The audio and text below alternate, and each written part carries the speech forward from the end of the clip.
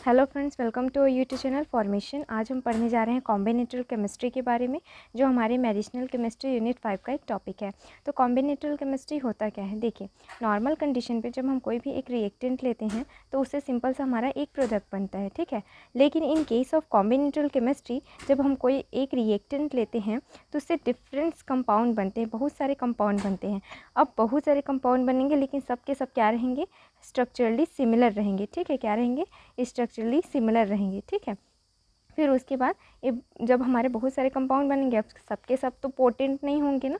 फिर उनमें से क्या करेंगे? किसी भी ऐसे कंपाउंड को हम फाइंड आउट करेंगे, उस लीड कंपाउंड को फाइंड आउट करेंगे जिसके पास कौन सी एक्टिविटी होगी? फार्माकोलॉजिकल एक्टिविटी होगी, ठीक है। तो यही होता है हमारा कॉम्बिनेटोरियल केमिस्ट्री, जिसमें हम टाइम भी बचा लेते हैं और हमारे एक टाइम पे बहुत सारे कंपाउंड्स की सिंथेसिस भी हो जाती है, लेकिन वो स्ट्रक्चरली सिमिलर होते हैं। तो combinatorial chemistry is a technique in by which a large number of different but structurally similar molecules are produced rapidly and submitted for pharmacological assay, ठीक है। फिर उसके बाद this technique uses the same reaction condition with the same reaction vessel to produce a large range of analogues। यही बोल रहा है कि हम एक ही वेसल में, ठीक है, एक ही तरह के वेसल में हम बहुत सारे क्या लेते हैं यहाँ पे, है ना, रिएक्टेंट्स लेते हैं और सेम ही रिएक्शन कंडीशन भी सेम होती है। और इसकी वजह से क्या होता है? फिर लार्ज रेंज में सेम एनालॉग्स मिलते हैं। सेम एनालॉग्स मतलब कि स्ट्रक्चरली सिमिलर, यहाँ पे आपको बहुत सारे कंपाउंड्स मिल जाते हैं, ठीक। उसके बाद बोलता है कि this technique is invented in the late 1980s and early 1990s to enable task to be applied to many molecule simultaneously. इसको 1980 में इंट्रोड्यूस किया गया था ताकि हम बहुत सारे मॉलिक्यूल को साइमल्टेनियसली एक साथ बना सकें। Product size depend on the number of building block. देखिए, product size depend upon the number of building block. Building block मतलब कि यहाँ पे हम बात करेंगे रिएक्टेंट्स की, है ना। आप जितना रिएक्टेंट लेंगे उसी साइज़ के आपको प्रोडक्ट्स वहाँ पे मिलेंगे, ठीक है। लेकिन आप अगर फॉर एग्जांपल यहाँ पे 6 रिएक्टेंट ले रहे हैं तो आपको प्रोडक्ट कितना मिलेगा? 9 मिलेगा, ठीक है। तो ये एक बेनिफिट हो जाता है, हम कम रिएक्टेंट में बहुत सारे प्रोडक्ट्स बना लेते हैं, ठीक है।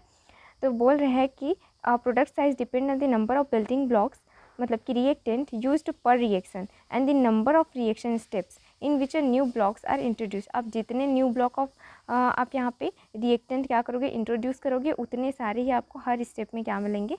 यहाँ पे आपको प्रोडक्ट्स मिलेंगे। जैसे कि फॉर एग्जांपल यहाँ पे आप देखिएगा, हमने लिया A2 A3, ठीक है, और यहाँ पे B1 B2 B3, ठीक। तो यहाँ पे क्या हुआ? ये जो A1 है वो B1 से रिएक्शन करेगा, फिर B2 से, फिर B3 से, है ना। तो A1 B1 A2 B2 और A2 A1 B3, ठीक है। अब यहाँ पे 2 रिएक्ट करेगा तो क्या होगा? 2 रिएक्ट करेगा तो ये हमारा A2 B1, तो ये A2 B1 A2 B2 A2 B2 फिर A2 B3, ठीक। उसी तरह जो हमारा थर्ड वाला है वो भी करेगा, तो A3 B1 A3 B1 A3 B2 A3 B2 and A3 B3, तो A3 B3। तो आपने देखा कि क्या हुआ? ये जितने भी हमारे क्या थे, रिएक्टेंट थे, वो एक दूसरे के साथ क्या करके, जो भी एक दूसरे के साथ रिएक्शन करके 9 कंपाउंड हमको दे यहाँ पे, ठीक। उसके बाद यहाँ पे हम बात करेंगे फेजेस ऑफ कॉम्बिनेटोरियल केमिस्ट्री, ठीक है। तो कैसे कैसे कौन कौन से फेज़ होते हैं जिसके थ्रू हम यहाँ पे कॉम्बिनेटोरियल केमिस्ट्री को परफॉर्म करते हैं। तो सबसे पहले हम कोई लाइब्रेरी बनाते हैं। लाइब्रेरी मतलब कि जैसे कि आपने देखा होगा बुक्स की लाइब्रेरी होती है, वहाँ पूरे आपको बुक्स मिलेंगे। उसी तरह यहाँ पे ड्रग की लाइब्रेरी बनाई जाती है, जिसमें पूरी बहुत सारे तरीके के यहाँ पे ड्रग होते हैं। तो पहले हम लाइब्रेरी बनाते हैं। आपने देखा होगा कि यहाँ पे हमने बहुत सारी लाइब्रेरी बनाई, मतलब बहुत सारे हमने यहाँ पे ड्रग सिंथेसाइज किए।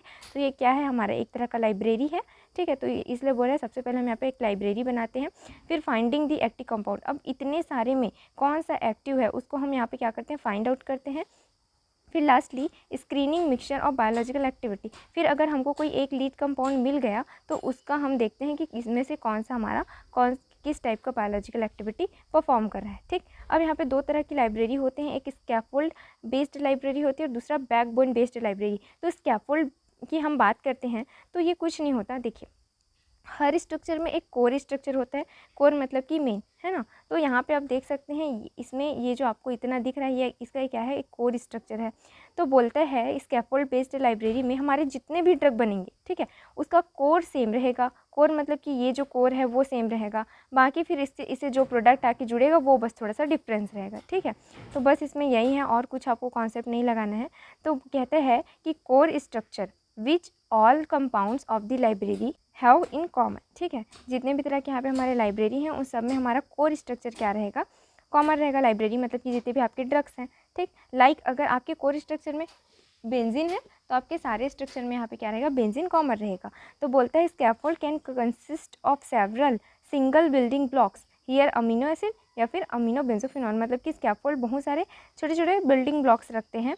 जैसे कि यहाँ पे आपको दिख रहा होगा, या तो अमीनो एसिड होगा या तो फिर अमीनो पूरा बेंजोफिनॉन, ठीक है। तो आपने देखा यहाँ पे आपका कोर स्ट्रक्चर वो सेम है, इसमें भी आपका कोर स्ट्रक्चर सेम है, ठीक है। बस यहाँ पे हमने कुछ जो भी हमारा अमीनो एसिड है या फिर अमीनो बेंजोफिनॉन को यहाँ पे क्या कर दिया है, रिएक्ट करा दिए हैं, ठीक है। अमीनो और ये यहाँ पे एक बेंजीन रिंग का फॉर्मेशन हो गया, तो बेंजो और ये डबल बॉन्ड ओ तो फिनॉन, ठीक है। ये हमारा कंप्लीट हुआ। अब बोलता है सेकंड हमारा backbone based library. Backbone based library simple है हमारे, एकदम सेम भी है स्कैफोल्ड लाइब्रेरी की तरह। तो बैकबोन नाम से समझ आ रहा है, इसमें जो भी हमारा स्केलेटन होगा, ठीक है, जो भी हमारा स्केलेटन होगा स्ट्रक्चर का, वो सभी में सेम होगा, जितने भी हमारे यहाँ पे हमारे लाइब्रेरी या फिर हमारे ड्रग सिंथेसाइज हो रहे हैं उसमें।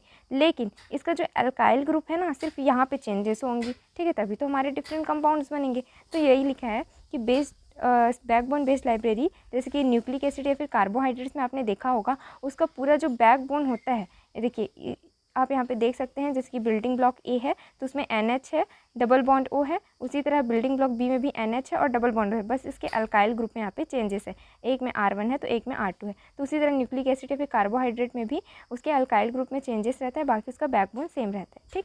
अब यहाँ पे हम कुछ स्ट्रैटेजी की बात करते हैं कि आपके दिमाग में ऐसा क्वेश्चन तो आ रहा होगा कि हम कन्वेंशनल मतलब जो पुराने टाइम में यूज़ होता था उसको क्यों यूज़ नहीं करते, हम कॉम्बिनेटरियल को क्यों यूज़ करते हैं। तो उसका एक रीज़न है कि कन्वेंशनल में हम क्या करते थे, एक टाइम में सिर्फ एक ही मॉलिक्यूल बना पाते थे, लेकिन कॉम्बिनेटरियल में हम क्या करते हैं, बहुत सारे कंपाउंड बना लेते हैं एक ही टाइम में, ठीक है। मतलब कि उसमें 1000 बना, मतलब उसमें 100 बना रहे हैं अगर कन्वेंशनल में, तो कॉम्बिनेटरियल में हम 1000 बना लेते हैं, ठीक है, एक ही मंथ में, है ना। और जो कन्वेंशनल था उसमें ना बहुत स्लो रेट से हमारे लीड कंपाउंड जो होता है, हमारा एक्टिव कंपाउंड है, उसका जनरेशन होता है, लेकिन कॉम्बिनेटरियल में फास्ट लीड जनरेशन होता है, ठीक है। और जो कन्वेंशनल होता है उसमें हाई रिस्क ऑफ फेलियर रहता है, लेकिन कॉम्बिनेटरियल में लो रिस्क ऑफ फेलियर रहता है, ठीक है। तो यहाँ पे देखिए कन्वेंशनल में बोलता है कि 1 मॉलिक्यूल एट अ टाइम, एक मॉलिक्यूल मिलता है हमको एक टाइम में, जबकि कॉम्बिनेटरियल में हमको मेनी मॉलिक्यूल मिलते हैं एट अ टाइम, ठीक। फिर लेकिन जो कन्वेंशनल होता था उसमें पहले हम कोई भी कंपाउंड को बनाते थे, फिर उसको प्यूरीफाई करते थे, फिर टेस्ट करते थे, ठीक है।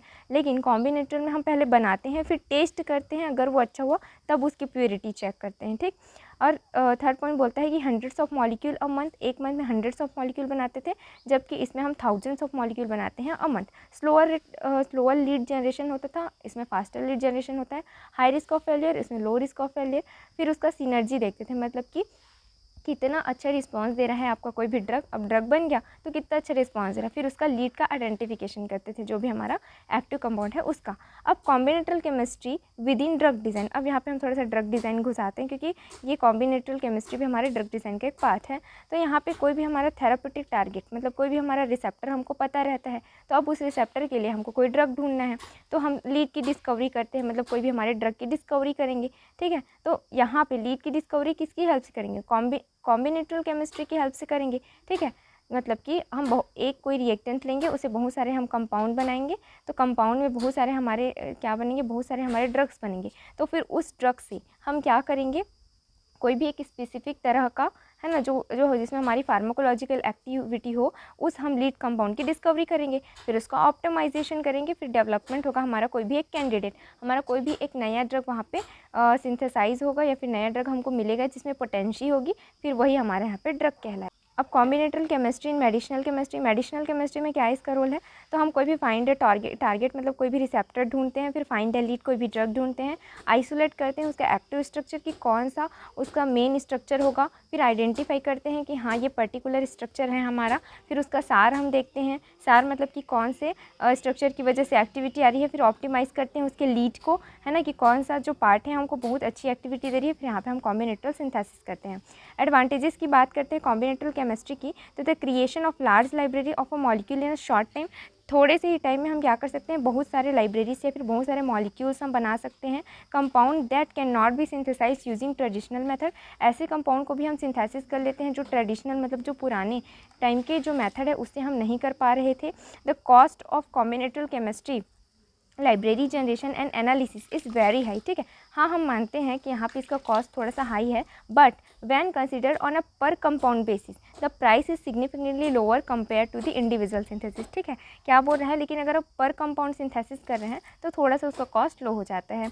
More opportunity to generate lead compound. ठीक है, यहाँ पे बहुत सारी अपॉर्चुनिटी होती है लीड कंपाउंड जनरेट करने की। Speed of drugs discovery. ठीक है, बहुत जल्दी जल्दी यहाँ पे हमारी ड्रग डिस्कवरी होती है। तो हम सेकेंड पार्ट में बात करेंगे हमारे कॉम्बिनेटोरियल केमिस्ट्री के क्लासिफिकेशन, जिसमें आएगा हमारा सॉलिड फेज सिंथेसिस।